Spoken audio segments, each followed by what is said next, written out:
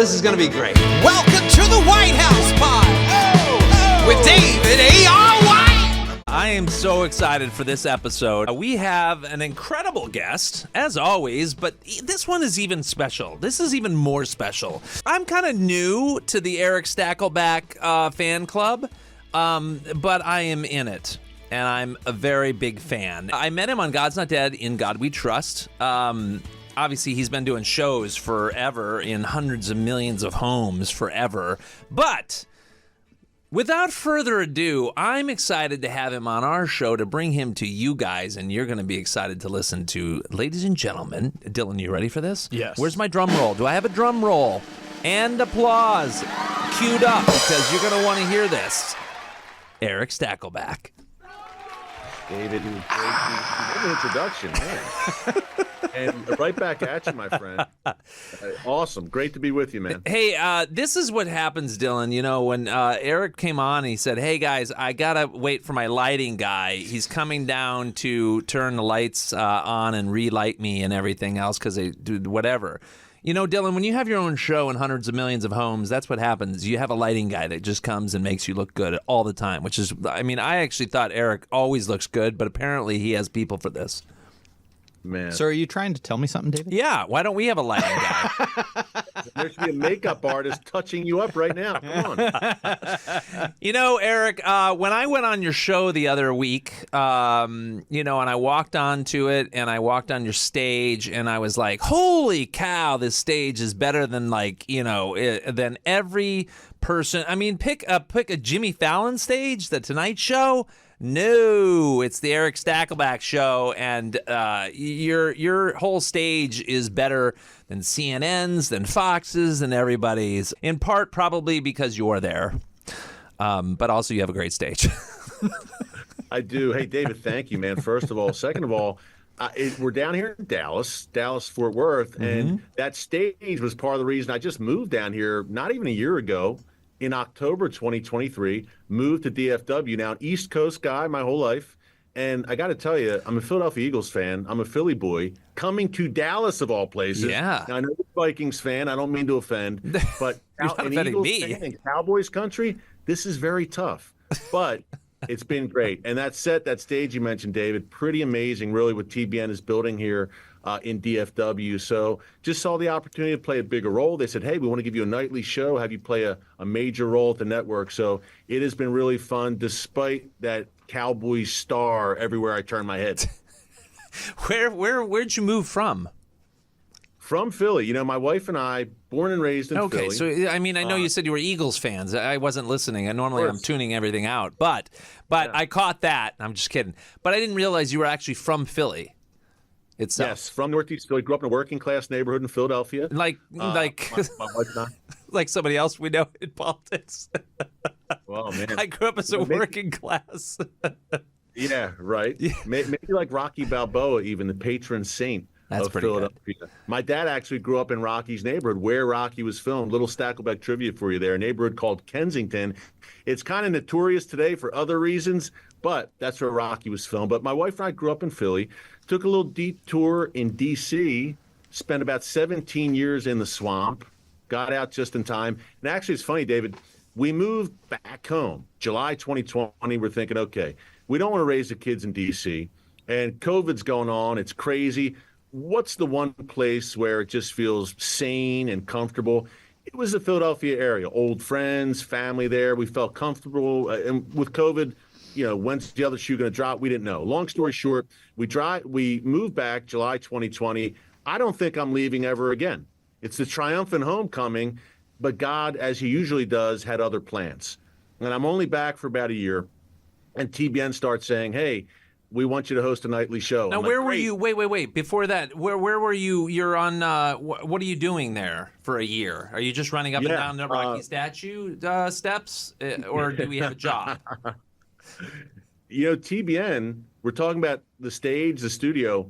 TBN actually built a studio in my basement outside of Philadelphia. When we moved back in July 2020, we were in Bucks County, great area, about 45 minutes outside the city.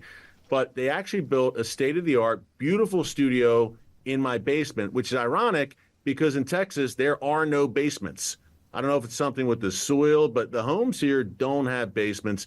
But I'd film in the basement, and I'd shoot up to New York, take the train to NYC, where Eric Metaxas films, our TBN studio in New York. So that's what I was doing. And they said, look, we want to take it to another level, the relationship here. TBN's built this incredible headquarters in DFW. So we're only back in the Philly area for like a year. And then already I'm like, oh my gosh, do we have to pack our bags again and go? And David, the tricky thing is, and I know you have kids too, we've talked about it. I have a 17-year-old daughter and a 13-year-old daughter. Kind of a tricky age to move them. Two teenage girls, almost the same age as mine. Yes, that's right. I remember we were talking about it. For the second time in 3 years, I said, God, every morning I'm walking my dog. Do I have to? God, do I have to do it? But I knew he was pulling me down here. I knew it. And I had to trust and obey. And that's what I did. And I'll tell you, it's been a great year. It really has. It's been a while. We jumped right into it, launched the nightly show in March. And it's been a wild year, a lot of wild things happening, obviously, in this country, around the world that we cover. But I'm glad I did it. It's been a blessing. How did the kids take it then? How did they do with the change? Man, David, I am happy to say it was such a smooth transition for them. That was I'll say it was my fear. Yeah. It may have been the most difficult thing I ever did in my life. It was gut-wrenching to move them in 2020 and think, okay, never moving again. We're laying roots. We're back home. Then just 2 years later, basically say, girls, we got to move across the country to Texas, a place you've never been. You don't know anyone there. So I was just torn apart by it. But my older daughter, she was the trickier one. My younger daughter is up for any adventure. Okay, Dad, I'll roll with it. My older daughter was a little trickier. But I'll tell you, it got to the point. This is why I knew it was God. Because high school too, right? I mean, was she a junior or senior? She was a junior when we moved. She's a senior now. God help me. She's looking at colleges. She's a senior now. My other daughter, Leah, was in 7th grade when we moved. She's in 8th now. And by the way, side note, here in Texas, homecoming is a big deal. Yes, it is. The homecoming dance is this weekend. And there's something called, I don't know if you ever heard of this, David. Is there something called the boys? Yeah, well, that's a new discovery too, a relatively new discovery for these two. Well, for dads with daughters, it's a new discovery that we don't we and act the good like thing that about doesn't that is exist. the Second Amendment is very strong here in Texas, so that's a good thing about that as a dad of daughters. But in all seriousness, there's something called a mum. I know it sounds weird, but it's like an accessory to the homecoming dress. I can't even really describe it to you. I can tell you it's expensive, but it's called a mum, and girls wear it basically like it's a covering. It goes from like their neck down to their thighs. It's got all this. That's the way it should be, Dylan. That's the way. That's what I'm encouraging my daughters to do, from a neck to their. Yeah, but they're the California girls, man. You know, but in Texas, she had this mum thing. But anyway, I'd like to see it go all the way to the ankles. Yeah, I mean, hey, the burqa, you know, there's that option as well. But I don't know that would go over very well at our daughters. Hey guys, we're bringing back the burqas. The burkini in the summertime, it works in many ways. But I will say, David, and thank you for asking. It got to the point right before we moved with my older daughter, Juliana. I told her, hey, we may be moving, and she flipped. Surprise, surprise. I'm not going to do it. She dug in her heels. I said, oh, gosh, okay. So I come down to Dallas. I meet with TBN, meet with my bosses, the big bosses, and we seal the deal. And I said to my wife, how am I going to tell Juliana? How am I going to do this? It's going to be an eruption. So long story short, a few days go by. I don't say a word. She actually approaches me. See how God works. And she says, Dad, are we still thinking of moving to Texas? And I'm thinking, oh, gosh, what do I say here? I'm like, well, maybe. We might still be considering. Long story short, she said, good, because I'm really interested in Texas. I've been reading a lot about it. There's a lot of opportunity down there. David, I fell out of my seat. Wow. It was like God went ahead of me and fought the battle. So I said, okay, well, in that case, yeah, we are still considering Texas. But it was amazing how God lined it up. She became like the biggest advocate for the Texas move. And it worked out, man, right away. Our first day here, late October, I mean, that night, she's going out to the basketball game at school with a bunch of girls, and it's been great for her. She's thriving. Wow. And the 8th grader's doing great too. So God worked it out, as he always does. Wow. All right. So take us back here. How do we get into having our own television show in Dallas, Texas? And like on a nightly thing. By the way, first of all, Erick is it Stakelbeck? Beck or Back? Stakelbeck, but for you, it's Stacks. and for most of the city of Philadelphia, it was Stacks, including my own wife when I met her. I wasn't Eric, I was Stacks. Wow. Well, all right, hold on. Then we'll get to that. Okay, so wait. So how do we get into journalism? How do we get into having a TV show? I think you were weren't you in the Middle East for a little while, hanging out there? I'm there a lot. Have never lived there full time, but I've been to Israel, gosh, over 30 times. Kind of going back and forth a bunch before the war, at least. But I'm in Israel at least 4 times a year. I consider Jerusalem my second home. And David, the funny thing is, just taking it back, I never in a million years would have pictured this. Traveling internationally and being on TV, not in a million years. Grew up very humble beginnings in, like I said, Northeast Philly. Family didn't have any money. Parents didn't go to college or anything like that. Great parents, loved them dearly, and imparted on me kind of a knowledge of the Lord, but very humble beginnings. But I love to write. And I got a big break, I would say, in high school. Got a scholarship to a great private school, basketball scholarship, but academic as well. And just had great teachers there who poured into me and really kind of developed my writing skills. Get to college. For the record, hold on. Eric is like 6'8" here. For the record, he is not. That's 6'5". Okay, 6'5". I'll take the enhancement. I'll take the 6'8". Were you 6? I'd be in the NBA if I was 6'8". Were you 6'5" early on? Like when did you hit 6'5"? How old were you? I think I topped out when I was 16. Okay, probably still pretty young though. Oh, I wasn't like a giant for my age. Were you center? Were you playing center grade. All the way through high school? Power forward. Oh yeah, that's better. Yeah, I believe it or not, I had a guy. My wingman was 6'7". Ooh. He was center. I was power forward. So I did the dirty work on the block. Right. But and played in college. I checked a lot of people. You know how that is, Dylan. I do. Not like today, If a guy came down the lane back in the day, it was not going to be good for him. But no, played hoops 2 years in college. But with the writing and journalism and everything in college,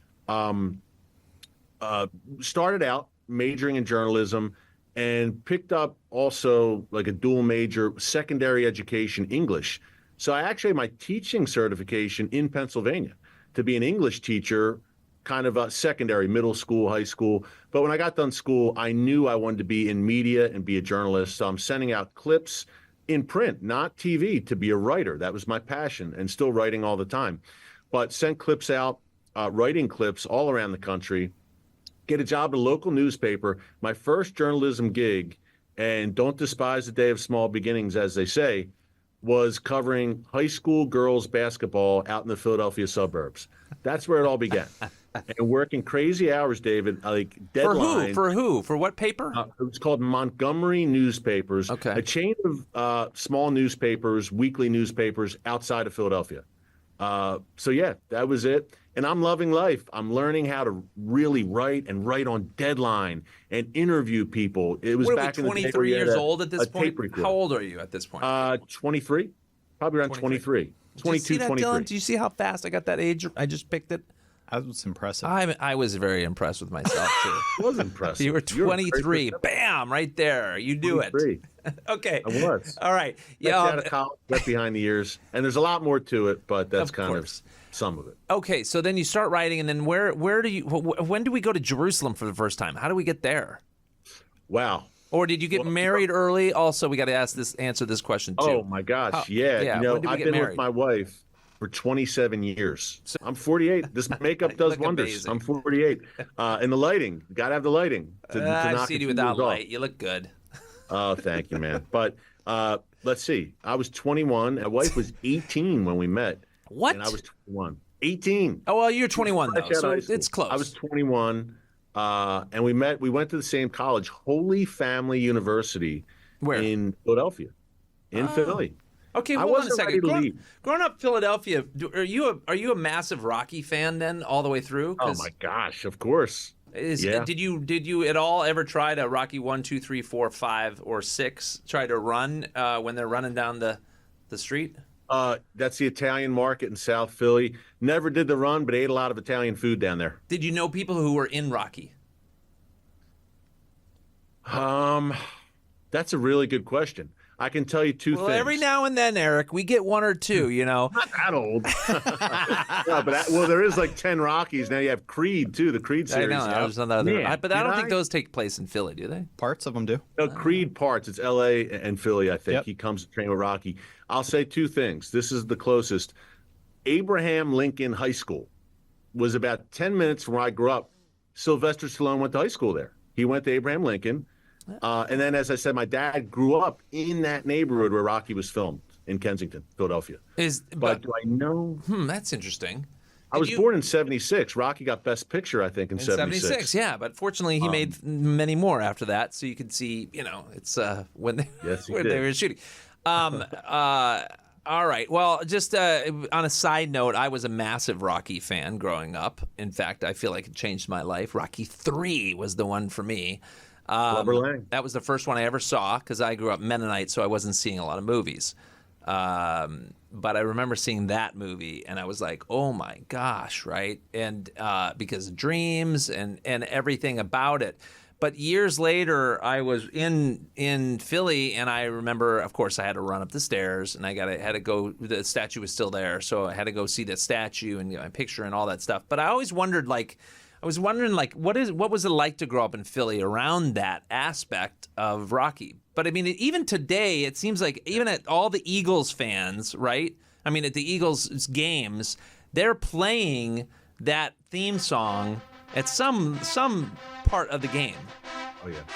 It's our national anthem if you're from Philadelphia. No matter where I go in the world, I'm a Philly boy for sure. You can take the boy out of Philly, can't take the Philly out of the boy, as they say.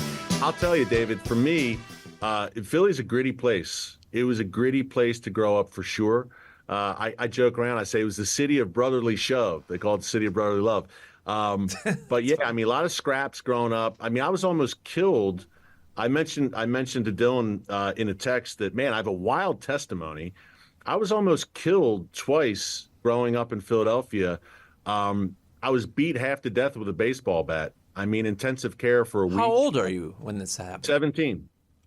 I was 17. What were you doing? What did you do to get beat up like that? Everyone asks that. I wasn't doing anything. I promise I was in the wrong place at the wrong time. But more on that in a second. But I was 17. I was beaten very badly with a baseball bat. When I was 23, I was shot in Philadelphia. I still had the bullet in my hip. You shot you in the hip? So yeah, growing up in Philly for me was great. Loved it, but it had its hard knocks too. Wow. What? Okay, so why is it because of you didn't grow up super rich, so you were in those other parts of town that were a little rougher?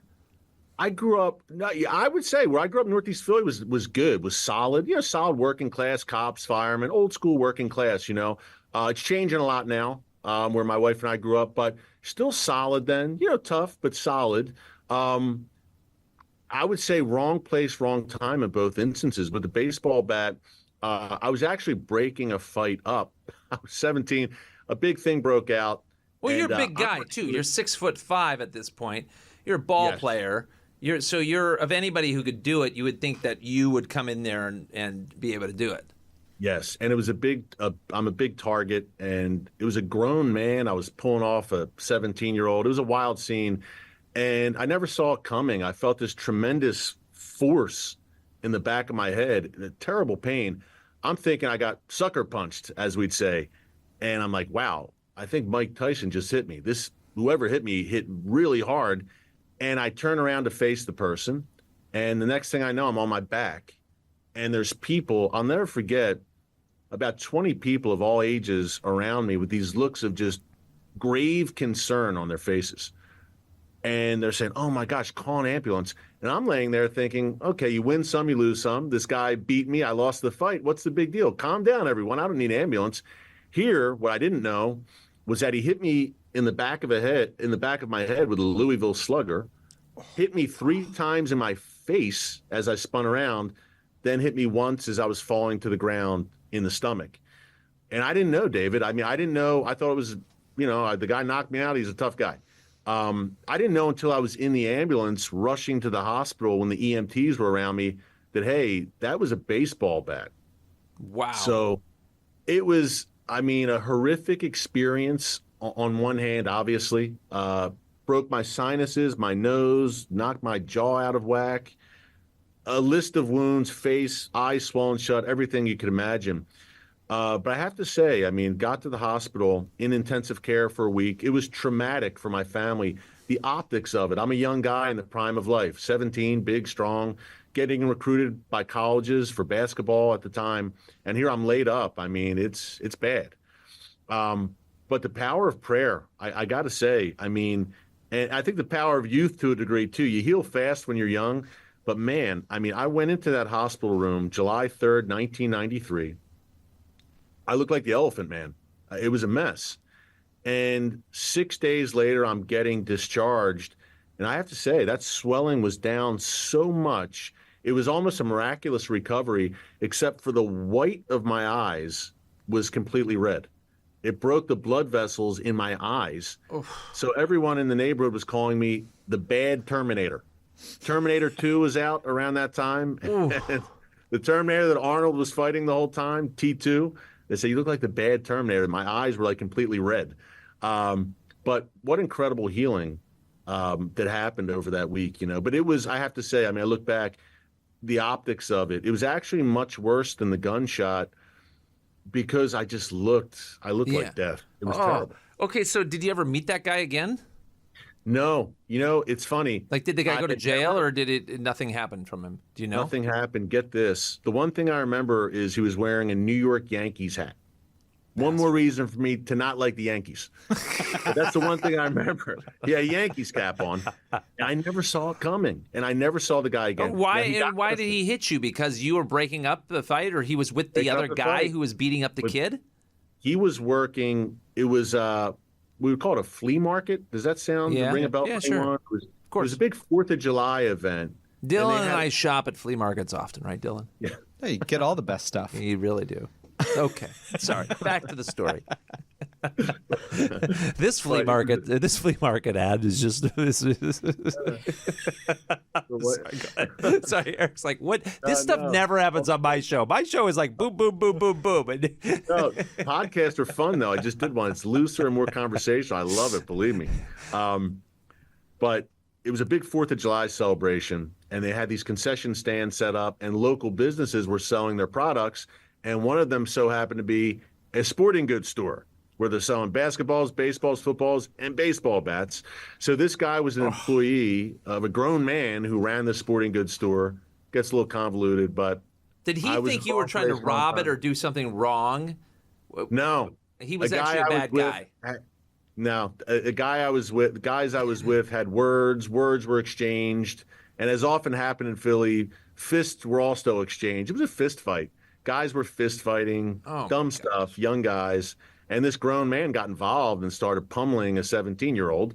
And then I'm like, whoa, wait a minute here, trying to pull him off. And the rest is baseball bat history. All right, so hold on a second. So when are you? When did you become a Christian? How young are you when you become a Christian? How old was I should say. I was 33. 33. I got saved in 2009. How? I was raised Catholic. Where I grew up, you got to understand, was all Catholic. Yeah. Irish, Italian, Polish, Puerto Rican. That's all I knew in Philly. What's your ethnicity? It was either Catholic or a secular Jewish. Are you Irish? Yes. Half Irish. German, Irish, and English. All right. Yeah. My mom's family is from Western Ireland, County Mayo in Western Ireland. My dad was German, and his mom was from England, actually. In The Godfather, they called it a Kraut Mick. So that's me. Robert Duvall was called a Kraut Mick in The Godfather. So that's me. German, Irish, that's and English. That's kind of a cool thing to be able to say, though, that, you know, they did it in The Godfather. They called him a Kraut Mick. It's point to Robert Duvall. But yeah, raised Catholic.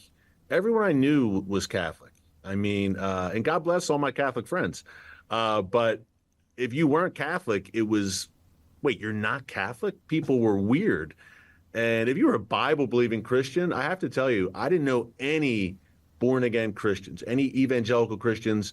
We called them Bible thumpers. And it's funny, because in God's Not Dead, In God We Trust, Ray Wise talking about Pastor Dave, they said, hey, we have a candidate. It's the pastor. And Ray Wise says, the Bible thumper.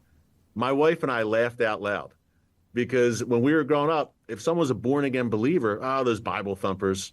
And God has a sense of humor that I am now. In a movie with a bunch of Bible thumpers. Right. And I'm thumping that Bible. So God has a sense of humor, how he brought it full circle. All right. So wait, okay. So you got to fill us in a little bit. How in the world did you become a Christian at 32 or 33? Yeah. A long and winding road. I'll rewind a little bit. My dad was an interesting case. My mom, devout Irish Catholic. I mean, her parents came from Ellis Island in 1920. My dad was raised Methodist, and his mom really raised him in the Bible, and he always retained, he had a very tough life, but retained that knowledge of the Bible. He worked in a factory in Philadelphia. He was an electrician and a tool cutter. He got in a Bible study with a group of guys. These guys were prophecy buffs. This is late 1980s. They loved Bible prophecy. They loved Israel. I mean, what are the odds? In a factory in Philadelphia. Yeah. And they gave my dad a few books by a guy named Hal Lindsey. Yeah. He wrote The Late Great Planet Earth, very famous book in the 1970s. So my dad's devouring these books about prophecy, about Israel. And he was the most well-read man I've ever met. He was such a well-read guy, so intellectually curious. And we're having these great dinner table conversations. I'm 14, 15. We're talking King David. We're talking Israel. We're talking all these things. So he instilled that passion in me at a young age. I was living in the world. And when I was 21, he said, read this book by Hal Lindsey, The Late Great Planet Earth. So I read it. And as someone who followed world affairs very closely, even at that age, I never thought it'd be a career like it ended up being. But it scared the heck out of me. I said, man, I better get my act together. But it took like another 10 years. That was the German stubborn side of me. And God just chipped away and chipped away. 9/11 happened, big watershed moment for me, where shortly after 9/11, for the first time in my life, I'd always listened to my dad talk about the Bible. I actually picked up a Bible for myself for the first time in my life and started reading it. And eventually the scales slowly lifted and it started to make sense, and started going to a great non-denominational church. I was living outside of D.C. at the time. But the big turning point for me was my first trip to Israel. It's November 2008. Now, it was a time of real, I'd say, kind of a tumultuous time personally. My wife's parents passed away back to back, a month apart. Wow. They were only 57 years old, and they passed away a month apart. And we had a 1-year-old. And everyone's back in we're in D.C. Everyone's back in Philadelphia, family. And so my wife understandably said, we should just move home around my remaining family, and we'll have help with our baby. So I said, okay, I'm ready to leave D.C. I was at CBN News at the time, my good friends at CBN, and I'm ready to leave it all behind. And then out of the sky, literally out of the sky, this trip falls into my lap, an all expenses paid trip to Israel. Now, hold on a second. CBN, isn't that the 700 Club, CBN? Yeah. Okay, wait, so you're somehow in Christian media, right? Not saved. Not saved, yeah. That's interesting. Why did you even take? Did you? Was it a little weird to go to CBN? Although I think they probably have a lot of end time pastors on CBN, right? No, the funny thing was it was seamless. I loved CBN. See, I was close to giving my life to the Lord for years. Yeah, but what were you doing on CBN? What show? Started out as a correspondent and a terrorism analyst, analyzing the Middle East and national security. For the Pat Robertson show, or for what show? Yeah. 700 Club. I'd pop up with Pat all the time. Really? I was in D.C. Pat was in Virginia Beach. Yeah, remotely. 700 Club regularly. CBN. What year is this? 2000. Started at CBN in 2005 and was there until late 2015. I can't say enough about CBN. No, and how I great know. they were to me. Yeah. I mean, they hired me. They also have such great studios. I remember going. We've been there a lot to promote the God's Not Dead franchise since 2014, I think. Although I don't like flying into Virginia. Virginia. Virginia Beach. In Norfolk. I just remember Norfolk. I'm always like looking at because you fly somewhere else and then you have to wait for the Norfolk, Virginia thing. I have a funny story about missing my plane there. I was sitting, I thought, right next to the terminal. We're getting back to your story in 1 second. Eric said, what are you talking about your plane ride for? Dylan has to put up with this from me all the time. And the one plane that I remember missing was trying to go over there to CBN to Norfolk, Virginia, and they're boarding one, and I stand up, and they're like, "Yeah, no, that's not. You're not on. You're over there." And then I went on my phone, and unbeknownst to me, the whole plane boarded, and I missed that plane. Because I was sitting right next to it. It was the weirdest, stupid thing that I from now on. You've always held a grudge against Norfolk. Yes, Norfolk is like this thing inside. But you, however, speak more highly of Norfolk. I do, man. I had some great experiences there. And CBN was so good to me. They gently, my coworkers, my colleagues, I believed in Jesus. I believed in God intellectually. I hadn't surrendered my heart to him. I hadn't put childish things away. And they must have seen when they hired me, okay, this guy's close. And no one beat me over the head. I was just lovingly witnessed to by people. And it wasn't verbally so much preaching the gospel to me. It was more just the way they conducted themselves. They truly walked the walk and lived out their faith. And my wife would come to functions at CBN and say, gosh, these people are so nice. What's different about these people? Well, they were truly followers of Jesus, and they lived out their faith. And the Israel trip, just fast forward, I was at CBN for about 3 years, and God is slowly just unpacking my heart and breaking down the barriers I had erected my whole life. And this Israel trip happens, tumultuous time during the economic recession. This was November 2008, right when it's unfolding. I go to Israel, have the greatest week of my life. And not only professionally, but spiritually, in Jerusalem, at the Western Wall, and on the Sea of Galilee, I felt the presence of God like I never had in my life in a very tangible way. I got on that plane and flew home and said to myself, man, I can't leave. I think God wants me in D.C. still, and certainly doesn't want me to leave this field, leave this profession. I was ready to leave it all behind and walk away. So I land. And this is in the days of the BlackBerry, November 2008. I land back in the States. I check my BlackBerry, and the first message I have is from my boss at the time, and it's titled Increase. And again, this is in the midst of the Great Recession, and unexpectedly and frankly, I was short sailing homes all over Florida in 2008-9. Oh yeah, is it right? Meanwhile, you get a text about Increase. Dylan, was this happening to you in 08, 09? Yes. Yeah, this is November 08. And I get that text, and I literally look up and say, okay, God, I get it. I'm staying. I'll do it your way. Wait, when they say Increase, what's the email? Hey, we love you, love what you're doing, and we want you to be here for a long time. We're going to pay you more? Here's a little something. There's a little something. There's a little something in that black bag over there. A little something. Yeah. But hey, just to show you how much we appreciate just to let everybody know how CBN does things. Here's a little back bag. And, it was a duffel bag filled with Benjamins. No, but they were awesome. And that really, for me, I went home and told my wife, you're not going to like this, but I think we need to stay. And after that... Wait, what was your wife thinking? Were you planning on leaving? Yeah, we were like going to leave it all behind and go back to Philly. Oh. Because my parents had died. We have a 1-year-old. And she said, I just want to go home. And I understood that instinct. Yeah. I'm trying to be a good husband and saying, okay, we'll do it. But I said, hey, we got to stay. I'm getting a raise during the recession. And this is, wow, I think God wants me to stay. And fast forward. Hold on. Time out. Okay, wait. Okay. First of all, when you say, because you're in Jerusalem, right, and you feel like God's talking to you, saying whatever, then you look at your BlackBerry and you see Increase. Now you're telling your wife, I feel like God wants us to stay. Were we? Yeah. But this is before we're even Christian, right? No, I was not born again yet. Right. So how? But were you because you had been around CBN so much? Was it easy to say things to your wife like God wants us to stay?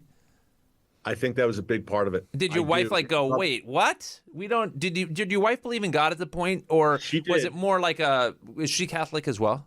She was, but I grew up in a devout Catholic household. Her home was kind of anything goes. So are you talking about God wants us to stay? She had to be rolling her eyes, going, wait, what? She was. Yes, she was at that part for sure.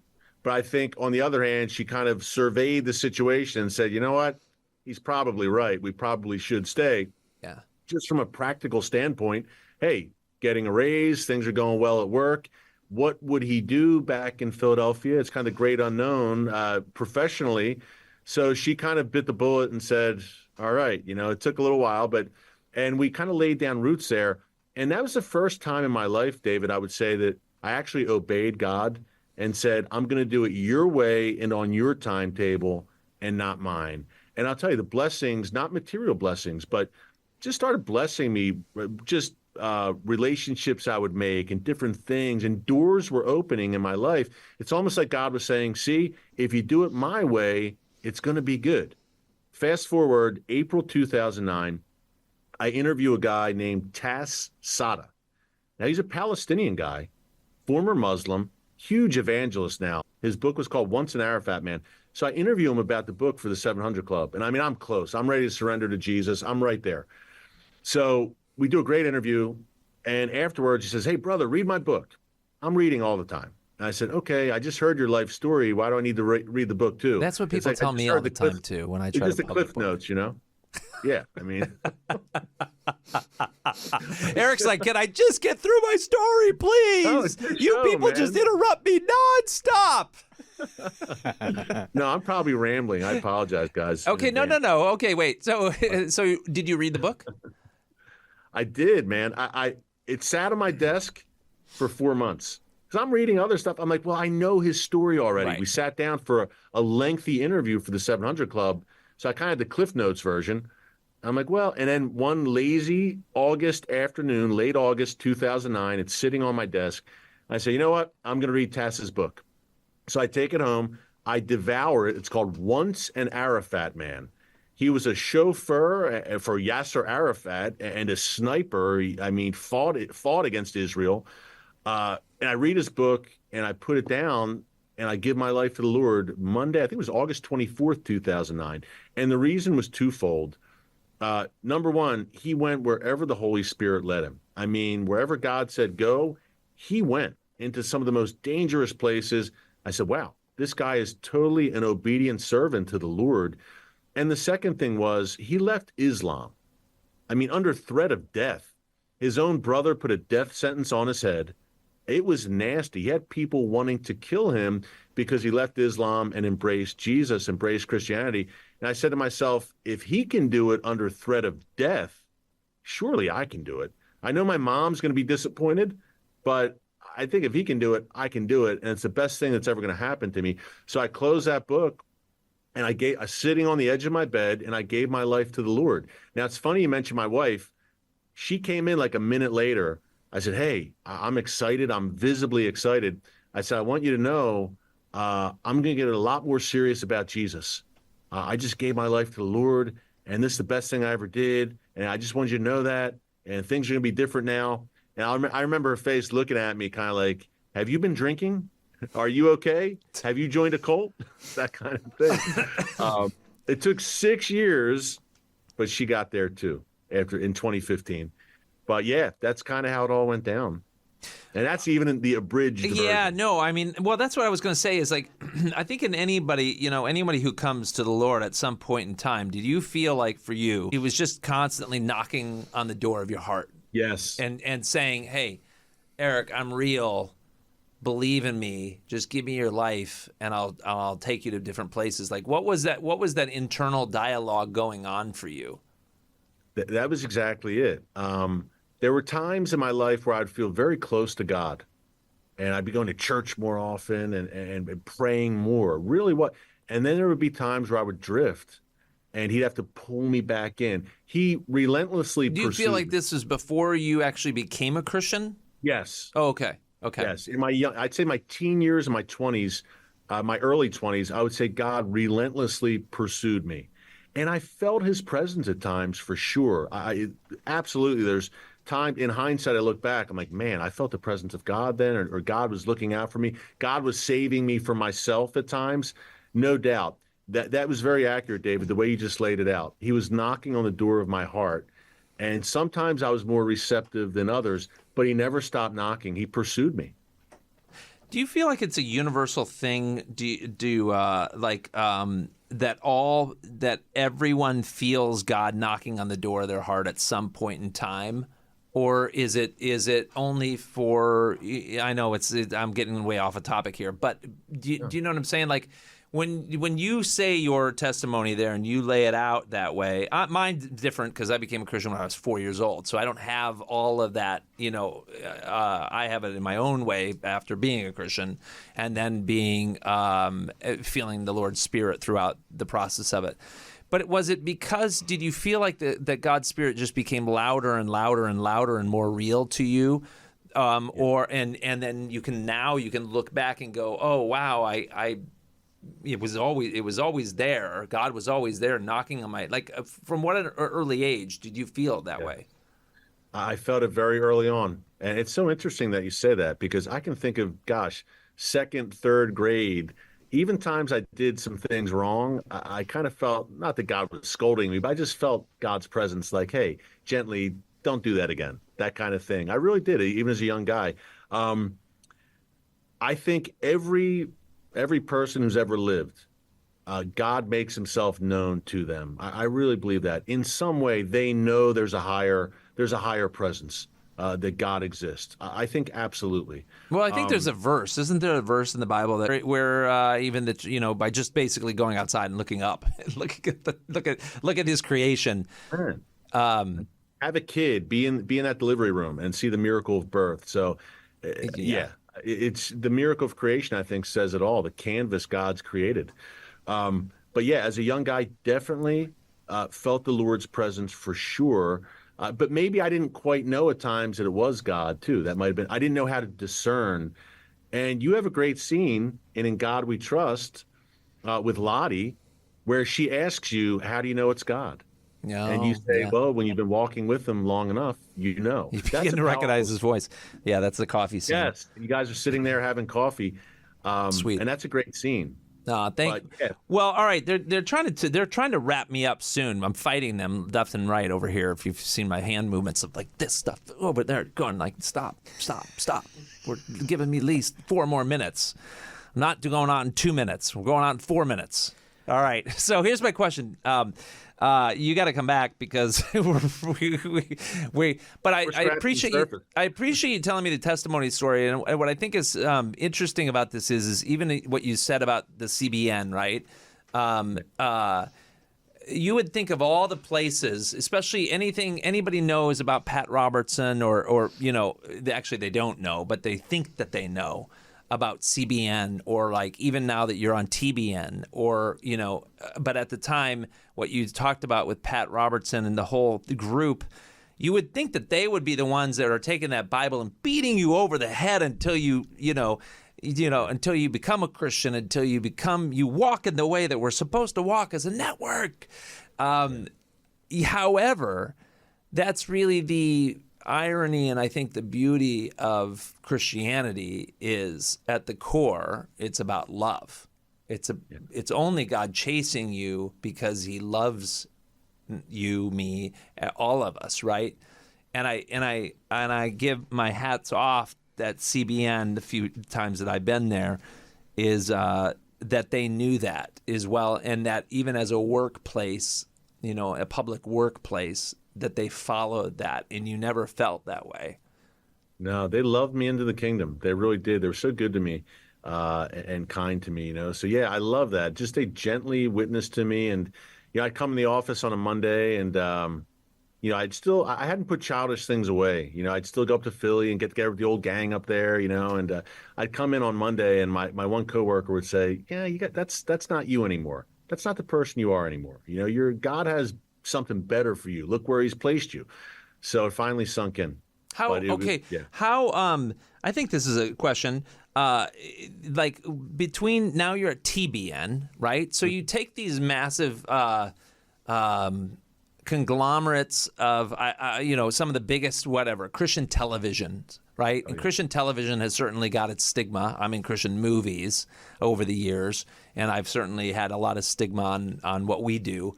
But how do you decipher this? Especially, it's interesting, but coming from the mainstream world, how do you decipher this for like being? People must ask you all: is this what is it like? Being in Christian television, as if it's almost a cult. I would think. I think if you do it with excellence, you'll get people's respect. And I look at TBN. I mean, what they're building here the past 10 years or so in particular, I would say, you have people like Dr. Phil now partnering with TBN. He's doing the Merritt Street Network. You've got Mike Pompeo, the former Secretary of State, the former ambassador to Israel, David Friedman, doing a documentary with TBN. So all these very credible, legitimate people from this quote-unquote secular world. And more importantly, they got Erick Stakelbeck. They got the Stacks man. The crown jewel of the whole operation. Totally. I mean, that's why they gave him a daily, nightly show. Let's build the whole network around him, for crying out loud. I've been to that set, Dylan. It's very, very impressive, and your show is very important. And he hasn't stopped talking about it since. I have not. Man. All right, so finish your thought. Sorry. I'm just the guy who interrupts. I think when you do it with excellence, like I've popped up on Fox News a bunch. I've done a bunch in the secular world. My books have been with secular publishers. So I think as believers, like you're doing, David, when we do it with excellence, the mainstream quote unquote world, the world notices, and they say, you know what? Christian, not Christian, this guy's good or this girl's good. They're good. They know their stuff. They're good at what they do.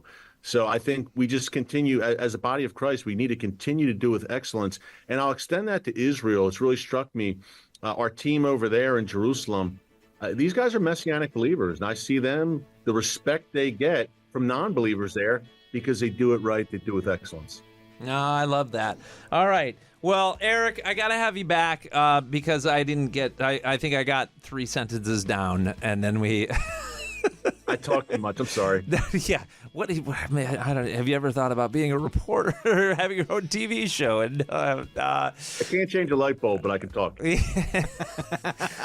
I appreciate you coming on, and I appreciate you being in God's Not Dead and God We Trust. It was great to have you with that, and even to meet you then as well. And I've enjoyed our moments together, and I look forward to many, many more in the future. Thanks, David. God bless, man. Great. Yeah, thanks, you too. Adam. See you soon. Hey, please tell that lighting guy to thank him for turning that light on because you look amazing. I will. You saved the day. Let there be light. Take care, David. God bless. Thank you. See ya. Dylan, I gotta say, I mean, Erick, what a guy. Like, he's just, I mean, wise, so well spoken, an incredible voice. Tall. This is what I love about these shows is that you get to have incredible people on and you get to hear their stories, and their stories hopefully encouraged you as a viewer, and it certainly encouraged me and Dylan. Guys, we'll see you next time. We appreciate you. Please go to YouTube. Please like, subscribe, and also comment on. Please tell us what you loved about this podcast, what you would like to see changed about this podcast. Would you like Dylan to always wear a tie or only sometimes to wear a tie? We love you guys. God bless you, and we'll see you next time.